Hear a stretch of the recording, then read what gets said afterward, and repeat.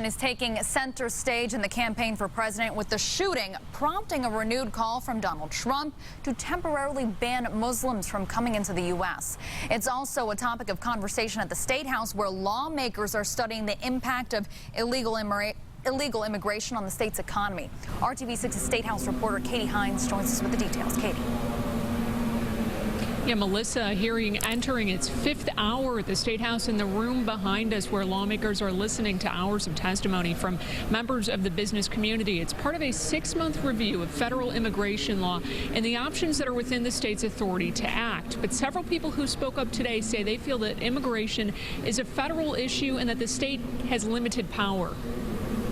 In the third of 6 scheduled hearings, lawmakers are listening to members of the business community and a local woman who immigrated to the United States 16 years ago. The only thing that makes this country the greatest in the world, that we have an opportunity to succeed. People have the most liberties. That's the only difference between Ukraine and United States. And I see, like, people don't see that a lot. Immigration attorney Angela Adams told the committee she thinks the state has limited authority to act on immigration law. She was asked directly if the system is working. Not as best that it could. One area she and a veteran IMPD captain agree could be a consideration at the state level is allowing undocumented or illegal immigrants to obtain driver's licenses. As a group, if people cannot get a driver's license, they can't get insurance, they can't register their cars properly, so you get hit by them, and they're at fault, who's going to fix your car? The American Farm Bureau Federation says Indiana's farmers rely on 4,000 unauthorized foreign workers to help harvest crops.